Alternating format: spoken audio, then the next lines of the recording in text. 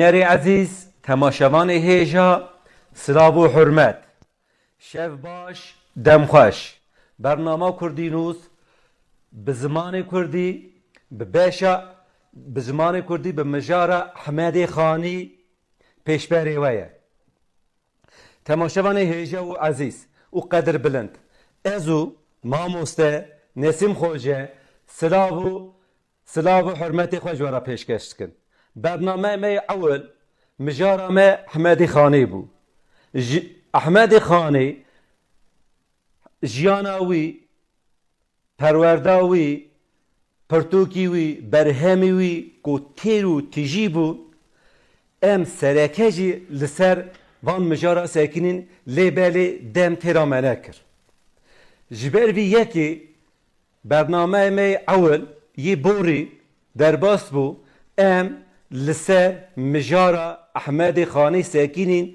لیبلی ما بحثا جیانا اوکا کر ما بحثا پرورده اوکا کر لی ام هاتن که ام بحثا پرتوک ایوی برهمی وی کن دما منما بکرتاسی ام درباره مجاره می اول دا ما بحثا چه کر بکرتاسی او بسرکه از ورا بیجم پاششی ام میکروفون بزدن ماموسته خواه برنامه می اول میگو احمد خانی بناسا احمد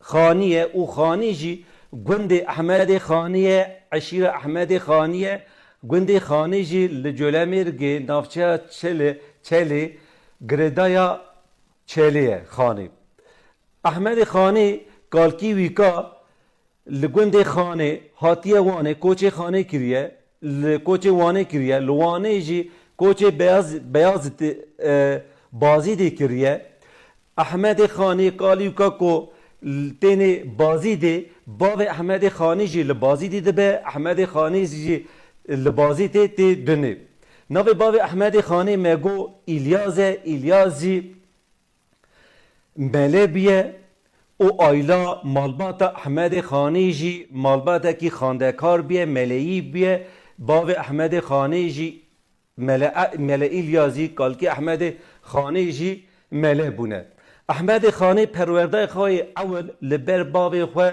لبر مله ایلیاز دبینه مله ایلیاز دما وفات که دچه به دلوانیا خودی پرورده خواه احمد خانی لبر ککی خواه مله قاسم بردوامد که احمد خانی هر دن لپی علمی بیه جبر بی یکی باجار مدرسه گریه احمد خانی پرورده خواه اول لبازی ده دست بکریه پسرا لوانه چیه بتلیسه چیه خلاته رحای بغدای بوهارای شامه اول ایران مصر سوریه لو گلک جیا gelek ciha da çiye bajara o divan bajara da divan medrese da hine alme biye. Jiber vi yeki Farsi, İngilizi, Türkî jî wekê zimanê dayîka xwe wekê zimanê Kurdî zimanê xwe bizanbiye. Jiber vi yekê jî di çar zimana da jî berhem daye. Temaşevanê hêja Ahmedê Xanê mego nîjata xwe gelekî hest ke مرۆڤێکی نîjat پرسته یەک jî di zimanê xwe da jî berhem nivîsiye. Ahmedê Xanê me got sertacî nivîskara ye, sertacê helbestvana ye, nivîskar e, helbestvan e, dîroknas e, wêjenas e, felyezof e, o di warê astronomî da jî gelek xebat kiriye.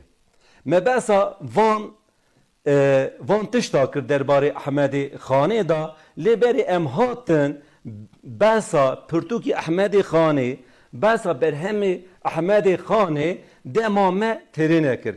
Ji ber vî yekê jî me got dawiya bernameyê da me got em îro vî bernameyê da vî bername xwe da me behsa jiyana Ahmedê Xanê kir me behsa perwerdeyê Ahmedê Xanê kir o bername ku were jî em ê li ser sereke jî dîsa jî em ê li ser sereke û kurtasî em ê dîsa ser Pirtûkê berhemê Ehmedê Xanê bisekinin. Çima em dibêjin kurtasî û sereke ji ber ku Ehmedê Xanê jiyana wî perwerda wî pirtûkî wî gelekî têr û tijî ne û dem têrê nake.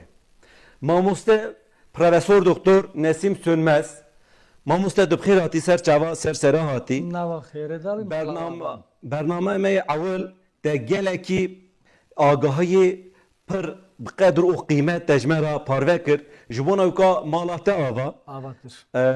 Te got ji me re got jî ez em hefta dinêna jî temaşevanê me re hêja işte ser ekranê te got em ê hefta dinê jî li ser berhemê Ehmedê Xanê bisekinim mamoste. Mamoste kerem ke.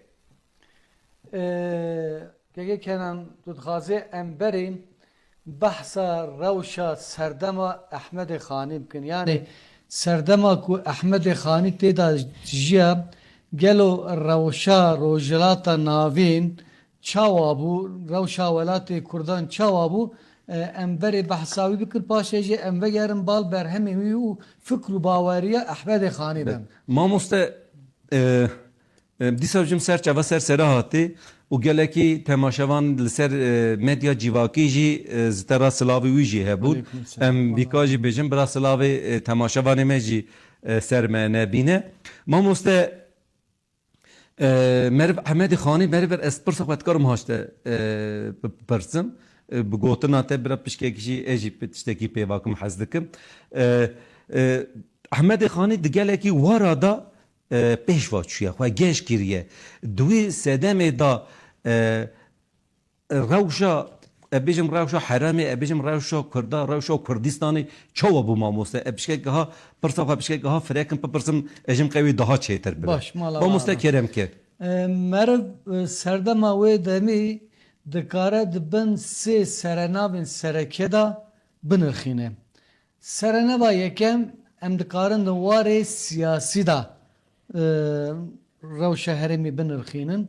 Herem wê demê zêdetir di navbera dewletan da şer û pevçûn çêdibe. Her wiha welatê Kurdan bûye şanoya şer û pevçûnê biya qada şer û pevçûnê weke hûn jî dizanin di encama şer û pevçûnê de çi dibe? Talan çêdibe, qirkirin çêdibe, mirin çêdibe, feqîrî çêdibe û belengazî çêdibe. Her wiha di wê serdemê da em dizanin ku herêmên Kurdan bir em bêjin mîrektiyan dahatin rêvebirîn. Yani mîrektiyên Kurdan hebûn wan herêmê xwe bi rêva dibirin. Ev mîrektiyana di karên nav xwe da azad bûn lê di karên devre de girêdayî bajar İstanbolê ve bûn bi dewleta Osmaniya ve bûn. Problemekî dinêjîm di nava Kurdan da yekîtî tune bû. Di nava mîrektiyên Kurdan da em bêjin mîrektiya Cizîrê, mîrektiya Bilîsê, mîrektiya Hekariyê, mîrektiya Soran da mixabin yekîtî tune bû. Her dem di navbera wan da şer û pevçûn hebû. Ev jî dibû sedem ku problem di herêmê de zêdetir bibin. Wê demê mirov dikare millet yani gel dibin çar serenavan da pênase bike. Serenava yekem mîr û begên Kurdan bûn. Mîr û begên Kurdan temsîliyeta desthilatdariyê dikirin. Her wiha rêvebirî dikirin û bac tov dikirin yani em dibêjîne vergî ji millet digirtin û xudan çek û silahan bûn, xudan esker bûn. Her wiha sınıfa duyem jî em bibêjin mela û medrese bûn. Wan jî temsîliyeta rewşenbîriyê, zanistiyê û ilmê dikirin. Nifşa sêyem jî em bêjin gel bû millet bû milletê me piran wê serdemê de an koçber bû koçberî dijiya an jî eger di welatê xwe de ba di rewşan bêjin xwedî kirina heywanan û bi cotkariyê jiyana xwe domandin. Di wir de jin jî em belkî dikarin bi hevokek du hevokan behsa jinan jî bikin. Her wiha jin serdest bûn. Mînaka wî mesela di berhema Ahmed Xani da de memu zînê da stî heye zîn heye em dizanin ev her du xanim jî di cizîrê da serdestin û geleke mafê wan zêde ye û her wiha di rewşa me bêjin rewşenbîriyê di sernava duyam dem dikarin binirxînin mirov dema li rewşa rewşenbîriya herêmê mêze dike em dibînin ku duwarê ziman da zimanê zanistê zimanê erebî bû her wiha zimanê edebiyatê zimanê farsî bû û zimanê rêveberiya dewletê jî zimanê tirkî bû û zimanê gel jî Kurdî bû. zimanê kurdî bû kurdî tenê di nava gel da dihat axaftinê her wiha rewşa dînî çawa bû duwê serdem dem kar bi şekî behsa wî jî bikin Belê mamoste. wê demê di navbera Kurdan da zêdetir terîqeta em bibêjin qadiriyan berbelav bû lê de hinek cîhan da jî terîqeta Neqşebendiyan êdî hêdî diket nava Kurdan lê lazim e em ji temaşegerê me ra bibêjin em dizanin ku belavbûyîna terîqeta Neqşebendiyan di nav Kurdan da bi serokatiya Mevlana Xalidê Şehrezorî biye dema Mevlana Xalidê Şehrezorî tê nava Kurdan û weke tê zanîn wefata wî sala 1829 wê wextê da êdgava ku aslê xwe jî Kurd e û tê vê nava Kurdan da sekine em dibînin ku di nava Kurdan da zêdetir terîqeta Neqşîbendî belav be lê di serdema Ahmedê Xanî da zêdetir terîqeta Qadiriyan berbelav bû her wiha em ê bêjin rewşenbîrî jî bi pirzimanî dimeşiya yani bi erebî bi farsî bi tirkî û bi kurdî dimeşiya mesela em bêjin divan medreseyan da dibin êvan zimanan da kesên mîna Melayê Cizîrî, kesên mîna Eliye Herîrî û her wiha kesên mîna Feqî Teyran gêştine û berhemên gelek bi qedr û bi qîmet diyarî milletê xwe kirine. Mamoste ew rewşenbîrtî bi ziman ew asta wî ka ziman bûye pîla wî ka ziman bûye ya ana roja me da jî ku em bêrin merivê rewşenbîr du ziman sê ziman çar ziman dizane û gelekî ku meriv jî mirovekî de naskirinê meriv jî eva gelekî mirovekî rewşenbîr e zimanê Kurdî zane, Türkî zane, Erebî zane, Farsî zane, İngilîzî zane ew dem jî wiha bûye mamoste. Yani helbette tu eğer rewşenbîrek bî tu alimek bî lazim e li dev dora te li rojhilata navîn li rojava li bakurê dünyayê li başûrê dünyayê çi dibin çi diqewimin çi alim hene fikr û baweriyê wan çi ne wana çi nivîsandine lazim e agahiyên te derbarê wan de hebe ku tu jî bikaribî xwe pêş da bê ji bo ku tu bikaribî berhemê wan bixûnî agahiyê wan bi dest bixînî çi lazim e Ziman zaman lazim e ya tu ziman nizanî tu çawa hîn bibî ku ev alimana van fikr û ramanan parastine û rast an rast tu derbarê wan de fikra xwe bêjî. Mamoste ew dem êja te behs kir te got di nava mîrekê Kurdan da pevçûn hebiye di nava dewleta da jî ew dem pevçûn hebiye di navbera Farisa û Osmaniyê da jî pevçûn hebiye şer hebiye Kurd nîvîka aliyê Farisa bûye nîvîka aliyê Osmana da bûye eva jî bandora wî li ser herema Heramê çabiye Me destpêk de gotekekê kelan şer rast e mesela beni şerê çaldıranê di navbera dewleta Osmaniyan û di navbera dewleta Farisan da bûye lê pirsa min pişkek bira temam kim kêmasem nere min şê gotinê te bi şekir birî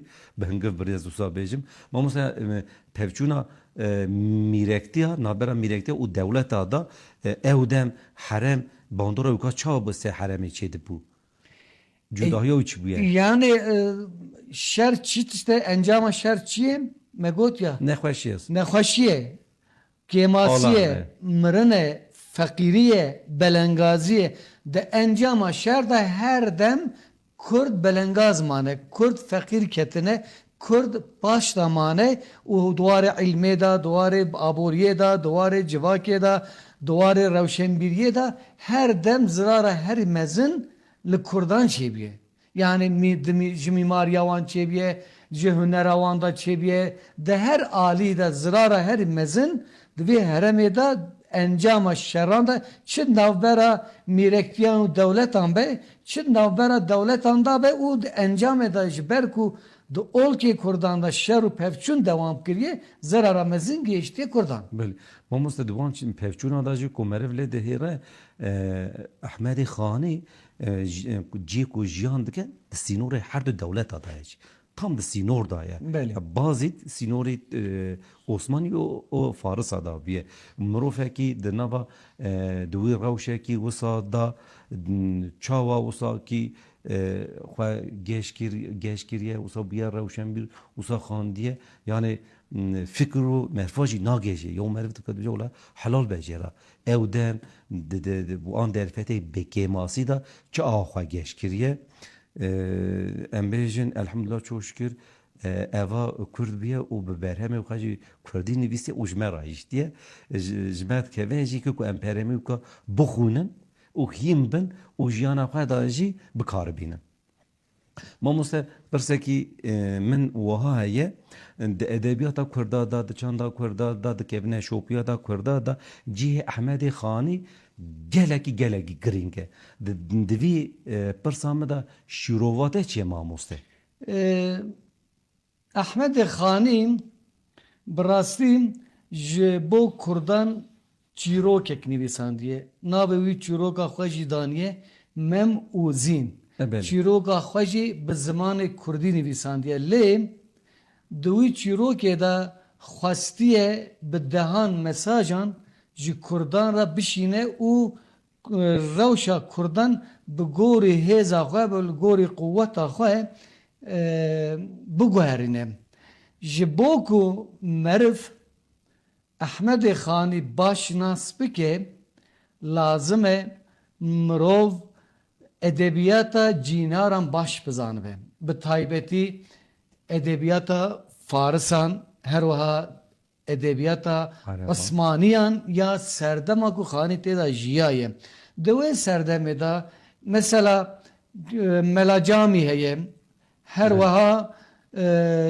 ام ببیجن فضولی هیه و ام ببیجن نظام گنجوی هیه و احمد هر وها احمد خانی جیه ده کevne شوپیا نویساندنا چیروکان دا انجام ببیجن ده کevne شوپیا ترادیسیونا نویساندنا مسنویان دا تشتکی اوهایه چیروک انجام ببیجن مسنوی به بشا توحید دست بیده که پشترا مناجعات پشترا نات پشترا sedema teelifi o duvarda pesini mir tedayin pesini padişah tedayin piştraji şair bahsa xwadike gaba mirov mesneviya Leyla u Mecnun'a nizam-ı gencevi mezedike anji ya melacami mezedike van tiştan dimine evi ku piştivici nivi sandine beri bahsa yani pesini nizami gencevi o pesini melacami dedin paşi dest mijara xwed kin lê gava em vedgerin ser Ehmedê Xanî bi rastî em yanê nabin ew Ehmedê Xanî di destpêka mem û zînê de behsa Melayê Cizîrî dike behsa Feqiyê Teyran dike behsa Aliyê Herîrî dike dibêje ez ê wan ji nûva vejînim yani wan ji nûva zindî bikim û di nava milleta da bidim ser pêyan piştra Ehmedê Xanî dizane rakîbî kiye rakîbê Ehmedê Xanî nizam-ı genceviye û her wiha melacamiye yani em dizanin ku duwarê edebiyatê da duwarê nivîsandina mesneviyan da nizam-ı gencevî û melacamî di lûtkeya herî mezin dane eger ku tu hêz û quwetek bi xwe ra bibînî tu bibêjî ez mesneviyeke binivîsim û lehember nizami u lehember melacami bra bikar bel ser peyam bisekine tevi maneyi ku tu zedetir bukha bawerim. Gotine ke Cemil Meriç hate biramın Cemil Meriç de derbarı Shakespeare'da evha dibêje.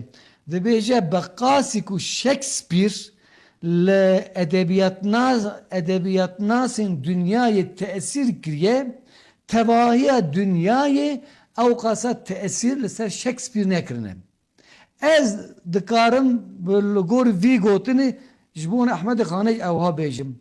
Beqasî ku Ehmedê Xanî li ser Kurdan, li ser alimê wan, li ser şairê wan, li ser edîbê wan teesîr kiriye, tevahiya Kurdan ew qasa teesîr li ser Xanî nekirine. Mesela bifikirin alimekî Kurdan, siyasetmedarekê Kurdan, em bibêjin zanayekê Kurdan, rewşenbîrek Kurdan bê Xanî axaftina xwe naqedine. Meha qed nav axaftina xwe da behsa Xanî dike, Xanî aha gotiye, Xanî aha gotiye, Xanî eva rêya nîşanî me daye. Ji bo vê yekê jî heqîqeten Ehmedê Xanî ciyeke taybet ji bo Kurdan e, ji bo Kurdan kursiyekî wî gelek bi qîmet heye.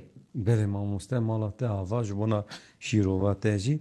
Mamoste te hêja behsa çîroka Ehmedê Xanî berhema wî kir memo û zîn. Ehmedê Xanê jî di nava berhemê xwe da jî di nava berhemê xwe da jî yê em bêjin yê pêşva yê navder jî memo û zîn e. O meriv jî kîra jî bêje me bêje memo û zîn herkes çîroka wî zêde û pir. Kêm û zêde herkes dizane. Mamoste bi kurtasî herkes gorê xwe piçekî zêde ve kêm ew ki çîroka mem û zîn zane daxwaziya me işte ew e di bi kurtasî tu dikarî ji me re derbarê mem û zîn da agahiyekî xwe Baş pêşkêş mala baba. Ehmedê Xanî di sala hezar û em bêjin şesid û nodî da dest bi nivîsîna memûzînê kiriye. Di sala hezar û şesid û nod û pêncan da jî qedandiye. Ji van dîrokan em tê digêjin ku Ehmedê Xanî memûzîna xwe di navbera 5 salan da nivîsandiye. Bi têşeya Mesnevî nivîsandiye û her wiha di mesnewiyeke kamil e. Yani ji kamiltiya armanca me çi ye? Li gorî rê û rêzanên edebiyatê tevahiya şert û mercên wî bi cîhanî ne. Dîbaciya wî heye, gava dijî got dîbaciya wî da tewhîd heye, münacaat heye, naat hene, em bêjin sedema teelîfê heye, beşa sereke heye, xatime heye. Lê di memûzînê da ji mesnewiyên din cudatir. Mesela menê ji mesnewiya Nizamiye Gencewî, ji mesnewiya Melecamî cudatir. Di çar beşan da behsa derd û kul û birînên Kurdan kiriye. Ev tişteke mühim e. Ev di mesnewiyê dinan da yê cîhanê da tune ye. Çîroka Ehmedê memûzînê Ehmedê Xanê em dizanin ku ji destana Memê Alan girtiye. Lê destana Memê Alan ew varyantê ku îro destê me da hene li gor xwe hinek guherandin çêkirine û nivîsandine. Çîrok bi roja Newrozê dest pê dike. Roja Newrozê em dizanin ku di welatê Kurdan da millet bi coşeke mezin cejna Newrozê pîroz dikin. Dîsan di 21 Adarê da milletên Cizîra Botan her wiha di nav da Mem û Tajdîn, Zîn û Stîj di nav da malên xwe da xarinên cûr be cûr çê dikin, cil û bergên cûr be cûr xwe re amade dikin, li xwe dikin û ji bo sibê derkevin zozanan, di zozanan da Newrozê pîroz bikin. Lê di vir da tiştekî mühim heye. Mem û Tajdîn cil û bergên jinan li xwe dikin û her wiha stî û zin jî cil û bergên zilaman yani mêran li xwe dikin bi wî qeydeyî derdikevine. Zozanan tabi di vir da jî hikmetekê eger ku di pêşî wexta me têrê bike em dikarin behsa vê meseleyê bikin boçî wana cil û bergê jinan û mêran guherandine li xwe kirine. Go ana temaşevanê me hêja merak dikin. Keremkê wî jî bêje Yani dibe Ahmedê Xanî derdê wî ne ku aşkeke mecazî çîroka aşkeke mecazî bêje lewra da aşka hakîkî da aşka ilahî da cinsiyet tune. Yani mêrû jin mêrtî û jintî û nêrî û mêyî tuneye ji bo wî Ahmedê Xanî cinsiyet ji holê rakiriye tene armanc ew e ku meriv xwe bigihîne armanca xwe arman jî çi ye xwe gihandina xweda ye. Di encamê de em bibêjin roja Newrozê mem û tajdîn her wiha stî û zîn hev û din dibînin nasiya xwe didin hev û din û gustîlên xwe bi hev re diguherînin piştira piştî cejnê vedgerin malê xwe dîsan di çîrokê de lehengekê bi navê dayê heye dayê li rewşa stî û zînê mêze dike rewşa wan rewşekî xirab e dibe diya min xêr e çi hatiye serê we stî û zîn ew bûyera ku li zozanan di wexta pîrozkirina cejnê de hatiye serê wan ji wan re dibêje dayîk dibêje ev tiştekî cuda ye. Yani ne mumkûn e ku mêr cil û bergên jinan li xwe bikin jin cil û bergên mêran li xwe bikin diviyan da hikmetek heye. Werhasil em dirêj nekin temaşegerê me eger bixwazin dikarin di mem û zînê de dûr û dirêj bixwînin tajdîn destbirakê an jî em bibêjin hevalê mîrê Cizîra Botan Mîr Zeynetdîn e û stî û zîn jî xuşkê Mîr Zeynetdînin mem jî katibê Mîr Zeynetdîn e kanê katibê dîwana wî ye. Tajdîn diçe em bibêjin stîyê dixwaze ji xwe re Mîr Zeynetdîn jî didê wî daweta xwe dikin ew digihêjin miradê xwe lê gava ku mem diçe zînê dixwaze tabî di vir da beko jî heye yani em ê behsa wan jî bikin wana her yek sembola çi ne ji me re çi mesajê dibêjin em ê behsa wan bikin bi fesadiya beko Mîr Zeynetdîn zînê nade mem di zîndanê de dimire piştî wî çend rojan zîn jî dimire û piştî wan jî tajdîn lê dixîne beko dikuje û her wiha em dibînin ku gora wan îro li Cizîra Botan em bibêjin nizîka mizgefta Mir Avdal da defin kiriye û beko jî di binê lingê wan da hatiye defin kirin. Mikrotasî mekare wiha bêje. Mamoste saeta te xweş ev çîrok gelekî ji bona vê çîrokê ser vî çîrokê jî gelekî film jî hatine kişandinê û me gelekî temaşe jî kiriye di çend fîlma da jî pirtûk jî gelekî me xandiye gelekî mirov jî pirtûka mem û zîn werger kiriye. Mamoste mem û zîn ji bo çi hatiye nivîsandinê? Baş e ji me re ak bike. Geleke baş. Ana mamoste tiştek abicim yani her pirtûk ji bona tiştekî arman ji bona tiştekî ji bona armancekî tê nivîsandinê. Armanca nivîsa mem û zîn çi ye mamoste? Tu dikarî bika ji me re şîrov vebkî ji temaşevanê me hêja re şîrov vebkî. Belê. Bi rastî bersiva vî pirsê Ahmedê Xanî bi xwe di mem û zînê de di beşa şeşan da gotiye em destûra we ez dixwazim rasterast ji evê bixûnim ji mem û zînê bixûnim kanê Ahmedê Xanî ji bo çi nivîsandiye.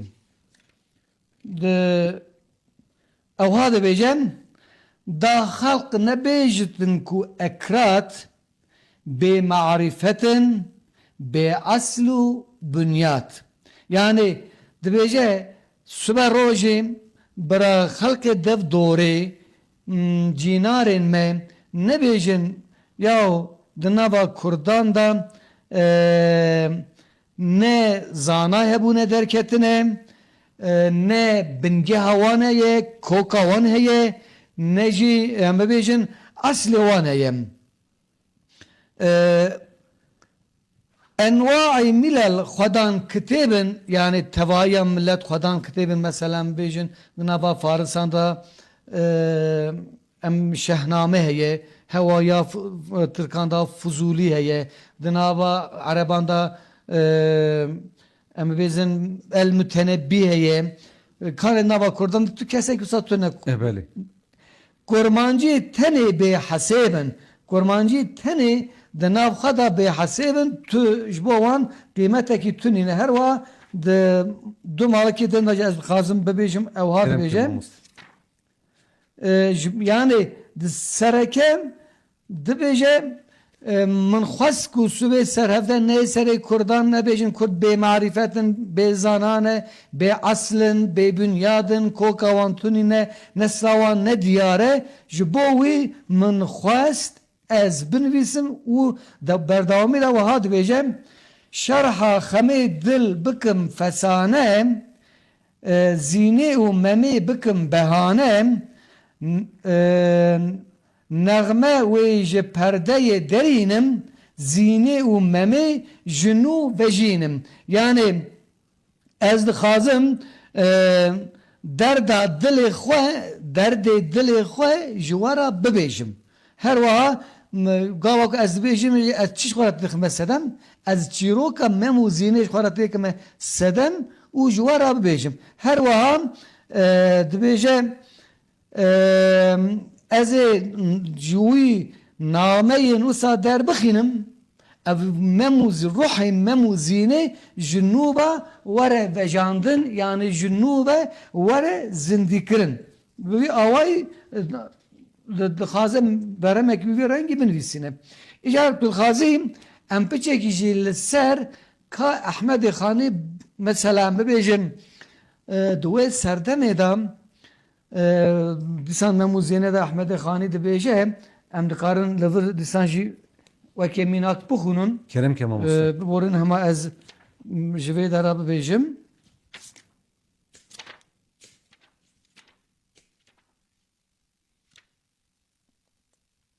dibêje kurmanciyê sirfe bêguman e yani dibêje zimanê kurmanciyê bêqîmet hatiye dîtin û weke paxir e zêr nîne bibên spî deman e yani dibêje ne zêr e ne zîv e wê de serdemê de zimanê erebî weke zêr dihat hesibandin zimanê Farsî weke zîv dihat hesibandin lê Ehmedê Xanî tînetê sifrê xwe yani baxirê xwe dixwaze derxîne dereceya zêran Ebeli.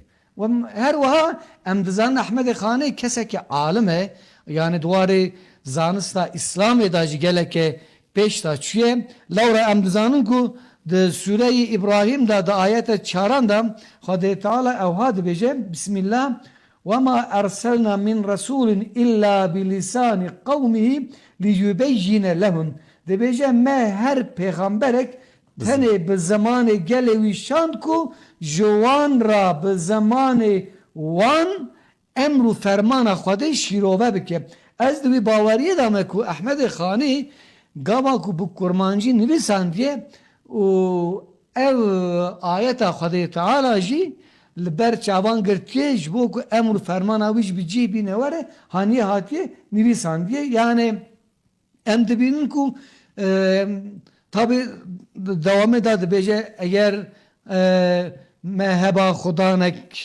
sahib keremek letîfedanek yani eger xwediyê me heba li me xwedî derbi ketaba minê asta zimanê Kurdî edebiyata Kurdî belagata Kurdî hunera Kurdî derxiste be asta zêran û ez dixwazim wî tiştê hanê bikim bi vê rengî dixwaze fikr baweriya xwe ramanên xwe me re parve bike. Mamoste saeta te xweş de nava وان آخفتنا خواه صحبت دا خواه دا جی بز احمد خانه کرد و مگو احمد خانه جی پیشتا جی مگو به کردی نویسیه سیده ما یکا چی بو یعنی به کردی نویسی از حس دکم اوجی پرسه که گرینگه از حس دکم تماشا بانه می هیجا شیرووا وکاش تهلده جبو چه کردی نویسیه Yani yekem مرov dikare yani bibêje belki bibe dubare li ama ez dawxwaziyam ew dubare jî be tu dîsa jî bibêjî eva pirsekî giring e çima bu Kurdî nivîsiye yani ji Confucius dipirsin belê dibêjin eger ku derfetek tê keve destê te tu bibî rêveberê milletekî serokê milletek tu yekem çi karî dikî Confucius dibêje ez yekem zimanê wan dikim yek zimanê wan sererast dikim lewra ziman yekîtiya milletan e Ehmedê Xanî dibîne ku di qada ilmê da di qada edebiyatê da mixabin zimanê Kurdî nayê bi kar anin ev jî dibe sedema çi dibe sedem ku roj bi roj zimanê Kurdî wenda bibe were ji bîr kirin û ew jî bibe sedem ku yekîtiya ku navbera Kurdan da heye ew jî were perçikandin a duyem jî dibêje xwediyê zimanê Kurdî tune ne ku zimanê Kurdî zimaneke feqîr e zimaneke belengaz e di eslê xwe da zimanê Kurdî zimaneke zêdetir dewlemend e ji zimanê Erebî ji zimanê Farsî ji zimanê Tirkî ne kêmtir e lê mixabin bêxwedî ye ez dixwazim lê xwedî derbikevim û vî zimanê hanê weke ayetek ji ayetê Xwedê ye ez wî ayeta Xwedê biparêzim belê mamoste ji bona vî agahiyê te em ji te re spas dikin mamoste Ehmedê Xanî çîroka Memûzîn da besa gelek mijarat dike li ser olî dînî disekine se tasawufê disekine se edebiyatê disekine se baweriyê disekine mirofatî disekine jiyan disekine mirin disekine fesadî disekine hesûdî da disekine hevaltî rundbûn da disekine gelekî tê da mijar hene tişt hene armanca vîka çi ye mamoste tu dikarî vîka ji me ra ji temaşevan me hêja ra şîrove bikî kêkê kenan bi rastî di edebiyata klasîk da nivîsandina mesneviyan tiştekî hêsan nîne belê ez di vir da dikarim dixwazim biçekî behsa Melayê Cizîrî bikim kerem ke em mamoste gava dîwana Melayê Cizîrî mêze dikin em dibînin Melayê Cizîrî behsa eşqekê wisa dike yani ew eşqa wî li ser ewran bi rêva diçe li ezman bi rêva diçe û dixwaze ji xwe ra koşkek ava bike mesela di Erebî da ji bo ku her du misrayan em dibêjin ya beyt yani em Kurdî dibêjin malik beyt tê mana xanî mana koşkî Melayê Cizîrî dixwaze ji xwe ra koşkek ava bike lê Ehmedê Xanî dixwaze ji xwe ra bajarek ava bike ji bo wî ew eşqê ji ser ezmana tînetî datîne ser erdê û dixwaze ne tenê koşekî ji şexsê xwe ra ava bike bajarekî ji milletê xwe ra ava bike mesela em dibînin di mem û zînê da mîr heye mîr temsîliyeta desthilatdariyê ye ne were ye belê wisa em dibînin di mem û zînê da beko heye em dibêjin bekoyê fesad belê beko temsîliyeta problemên di nava civakê da dike qirêjayiyê da em dibînin kesayeta tajdineye. Şevali al. Tajdin temsiliyeta dostaniyeye. Temsiliyeta sadakateye. Em zine de binin de memu zina khani da. Zin temsiliyeta velat dike. U em memed binin mem temsiliyeta milletiku dilpak, dilxweş, nefs biçûk û bêğurûr e. Lewra em dibînin bi rastî tevahiya rengên jiyana dewletan an jî jiyana bajaran em di mem û zîna xanî da dibînin lewra xanî di wir da behsa problemên civakî kiriye, behsa problemên siyasî kiriye. Xwestiye Kurdan hinî aşkê bike. Yani gava ku em dibêjin aşk ne lazim e ku were hişê me, were hizra me ku keçek ji xortek hez dike. Ew evîndanî An nîne. ji xortek ji keçek hez dike derdê xanî ev derda nîne. Ne. Derdê xanî aşka welate, aşka xwedaye, aşka mirovatiyê, aşka insaniyetê, aşka wekhêviyê, aşka desthevgirtinê ye. Dixwaze viyanê li pêşiya milletê xwe weke xalîçeyeke rabixîne, milletê wî ji viyanê em bibêjin dersê bigire û bi vê awayî tev bigere. Her wiha loma me gotiya gavatin me got dayê ji zînê û stiyê ra dibêje ne mumkûn e ku mêr cilûbergên jinan li xwe bikin, jin cilûbergên mêran li xwe bikin. Di vir da hikmetek heye. İşte ew hikmeta aşka ilahiye. Ji aşka mecazî derbasbûyîna aşka ilahiye lewra Ehmedê Xanî temsiliyeteke bi vî rengî ji me ra çêkîriye û ji me ra gotiye. Mamoste Ehmedê Xanî berhemekî pir girîng e. Divê her Kurdekî ne carekî çend cara Ehmedê Xanî pirtûka wî mem û zîn bixwîne û fîlma wî jî gelekî hene di YouTube da di gelekî kanala da em daxwaziya me ew e welatiyê me jî hem bixwînin û hem jî fîlmê wî jî temaşe bikin. Mamoste dema ku meriv li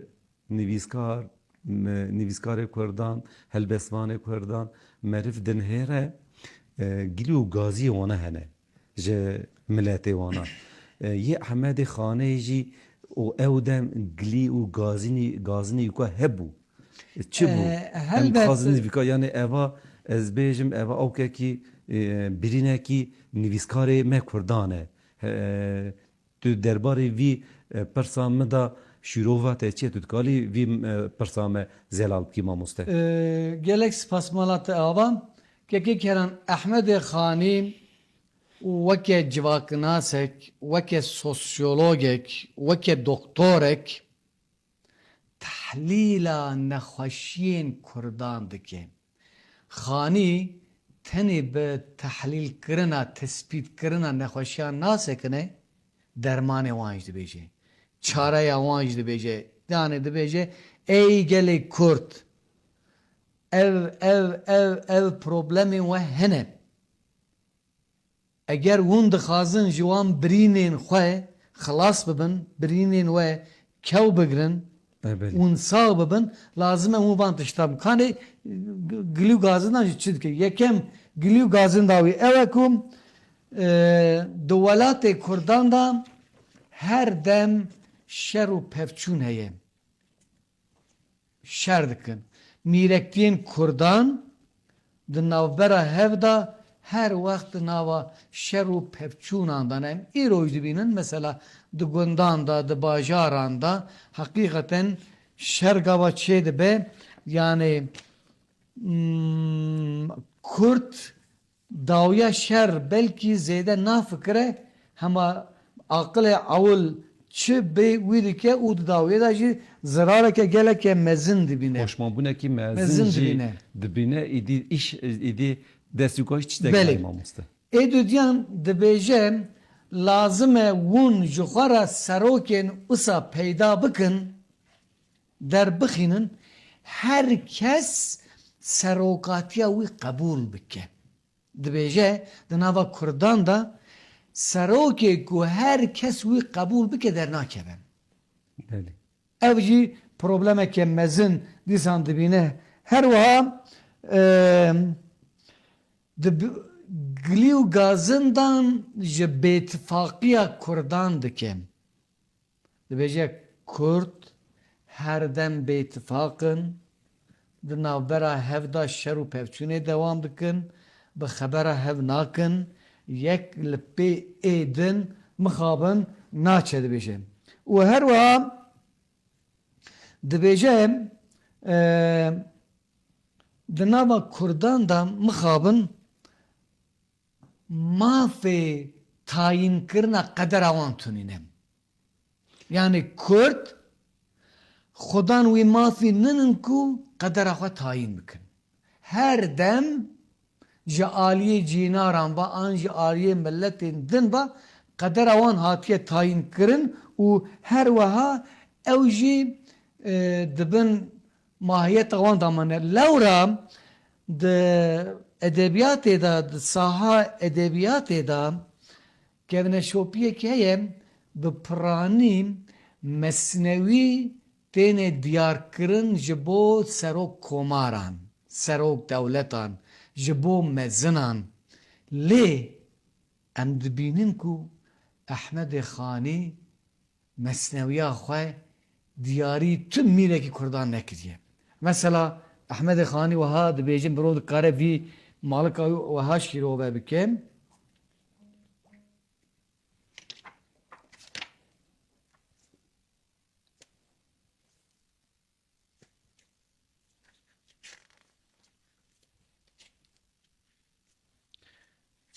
Keke kenan wiha dibêje gel ku ez bibînim.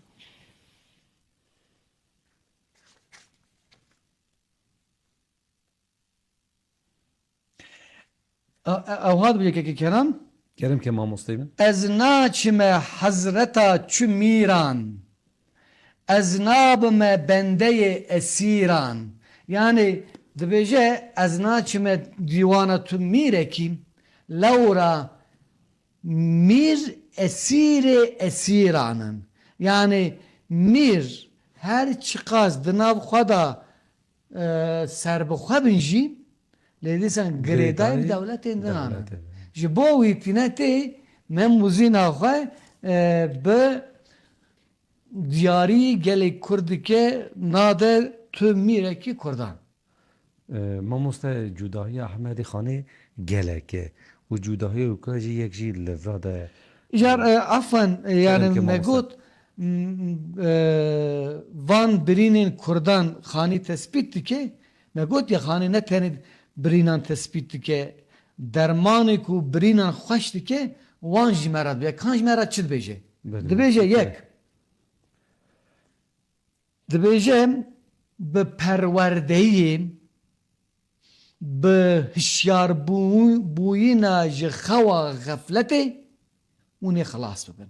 Yani bira temaşegerê me vî xalê baş guhdarî bikin bi cehaletê bi nezaniyê em naçin tu qonaxekî. Lewra mesela Ehmedê Xanî me di beşa borî da behs kiribû nûbihara piçûkan dinivîsîne. Boçi? Ji bo ku nesleke nû perwerdeyeke baş bibîne û ji bo ku bikaribe milletê xwe pêş da be. Her wiha aqîdeya îmanê dinivîsîne. Boçi dinivîsîne? Dixwaze Kurd bi zimanê xwe fêrî dînê xwe bibin. Her wiha dîn di paş duharên mizgeftan û medreseyan derbikeve têkeve nava millet. Yani çare ew e xwendin, xwendin, xwendin. Dest hevgirtin, dest hevgirtin, dest hevgirtin. Çawa Saîdê Nursî dibêje. Mamoste di pirtûka xwe da jî vî gotina Helbet. dibêje. Xandin, destgirtin. Ev gotina be zaman Saîdê Nursiye. û her wiha dibêje lazim e hûn zimanê xwe têkin yek. Li zimanê xwe xwedî derbikevin, bi zimanê xwe berheman binivîsînin, kar û barên xwe bi zimanê xwe bikin. Lewra kekêkenan me navê bernamaya xwe danî Kurdî Nûs, ew alim edîb û şairên ku qedir û qîmeta zimanê Kurdî zanîbûne, bi zimanê Kurdî berhemê xwe nivîsandine, me rabû otobiyografiya wan nivîsand ku ji bo ku em qedir û qîmetê bidine wan. Her wa Ehmedê Xanî jî dibêje gelî Kurdan dev ji zimanê xwe ber nedin, zimanê xwe têkin yek, kar û barê xwe bi tevahî bi zimanê xwe bi rêva bibin. û her wiha Ehmedê Xanî megawadinê jî got, dibêje di nav xwe da ji bo ku hûn nakokiyan ji holê rabikin, serokekî derbixînin. Serok bira serokeke wisa be, bira bi edaletî tev bigere bi we re. Her kes jî, her alî jî, her fikir jî mezinayiya wî qebûl bikin. Eger hûn van xalan yek bi yek bicîbînin werînê, bi ihtimaleke mezin ew rewşa ku îro hûn têdane, hûn ê ji wî benda xirab derbas bibin, li xwe pencereyeke nû bidine vêkirinê. Berê. Mamoste demam ku meriv li gelekî nivîskara dihêre, mirovê rewşenbîr dihêre, mirovên rewşenbîr pirsgirka dibêjin. Pirskir da rêz dikin û çaresîrê wî nabêjin. Lê dema ku meriv li Ehmedê Xanê dihêre dibêje bîrname jî ev e, pirskirgê me jî ev e, çaresera wî jî ev e dibêje. Mamoste bernama me jî kêm ma. Serî da jî min baz kir mugo ku jiyana Ehmedê Xanê, perwerde Ehmedê Xanê, pirtûkê Ehmedê Xanê ku têr û tijî dem têrê nake. Îro jî ku em lê dêrin dema me piçekî maye. Xilas diyem nêzî xilaskirinê bûn. Me dihez dikir emse bernamê Ehmedê Xanê yek bi yek tev bisekinin. Mala te ava tu ser berhemê wî jî bi kurtasî bî jî tu ser derbas bî, tu ser aqîdayê îmanê, li ser nemozîn nûbahara piçûkan û tu derbas bû, eva jî tiştekî baş bû. Temaşevanê hêja jî yê me jî yê giştî jî ku me temaşe dike agahiyê wana jî çêbû. Mamoste tu dawiyê da tu dixwazî çê bêjî ji derbarê Ehmedê Xanê da, fikr û ramanê te ji me û temaşevana ra çi ye? Ez bêrim çend hûrde me gorî wîka, mamoste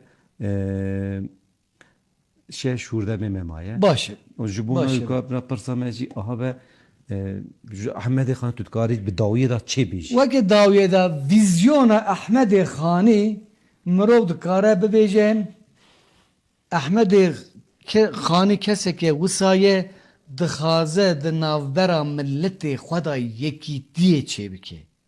Du bendiyê çê neke. Ew du bendiyê ji holê rabike, tevahiya wan têke yek. Pekî li gor Xanî yekîtî bi çi tê çêkirin? Yekîtî bi yekbûyîna ziman û bi perwerdeyê mirov dikare yekîtiya Kurdan çêbike. Ehmedê Xanî van fikr û baweriyên xwe dibêje. Lazim e em ji temaşegerên xwe re wiha bêjin.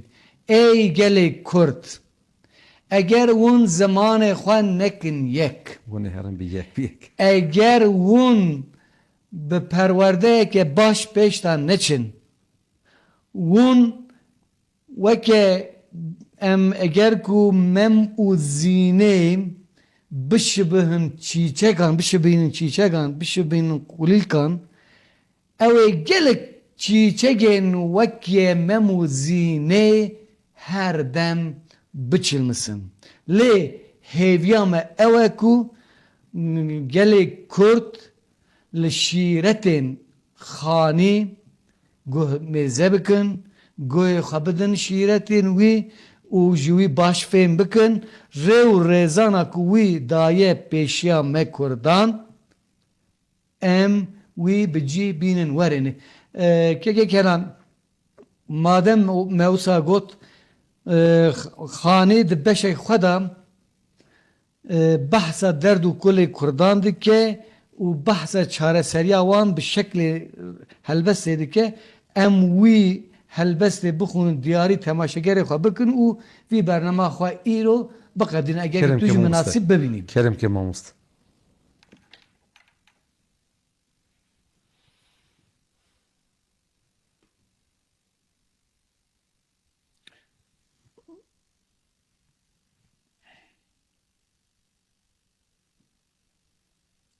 Mamoste pên şûrde maye. Baş.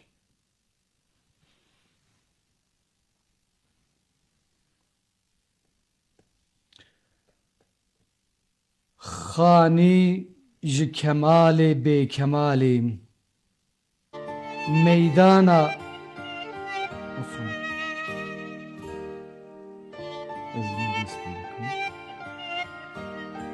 Xanî ji kemala bêkemalê meydana kemalê dîtî xalî yani ne ji qabil û xebîrî belkî bi teassub û aşîrî hasıl ji înat eger jê bêdad ew bid'ete kir xilafê mu'tad safî şemiran ve xarî durdî manendê durrê lisanê kurdî İnaye nizam û intizamê kêşaye cefa ji bo amê da xelq nebêjitin ku ekrat bê marîfetin bê asl û bunyat enwaê millet xwedan kitêbin kurmancî tenê di bêhesêbin hem ehlê nezer nebên ku kurmanc eşqî nekirin ji bo xwe armanc hêkta nedî talibin ne metlûb vekra ne muhibbin ew ne mehbûb bêbehrene ew ji işkbazî farigh ji heqîqî û mecazî kurmancî nepir di bêkemalin emma dê yetîm û bêmecalin fîl cümle ne cahil û nezanin belkî di sefîl û bêxwedanin gerdê hebûya me jî xwedanek alî keremek letîfedanek ilm û huner û kemal û îzan şi'r û gazel û kitêb û dîwan ev cîns biba li bawî me'mûl ev neqd biba li nikûî meqbûl min dê elema kelamê mewzûn alî bikira li banê gerdûn bi navê ruha melê cizîrî bê hey bikira Aliyê Herîrî keyfek wê bidya feqiyê teyran heta bi ebed bimaye heyran çi bikim ku qewî kesade bazar nînin ji qumaşî ra xerîdar Mamoste saeta te xweş, mala te ava. mala ve abatır Temaşevanê me hêja bernama Kurdî Nûs îro jî mixabûn encam bû. Temaşevanê me hêja ji bo guhdariya we, ji bo temaşeva we, ji bo sebra we ez spasê xwe ji we re pêşkeş dikim. Hîviya hîvdîtinê xatirê we.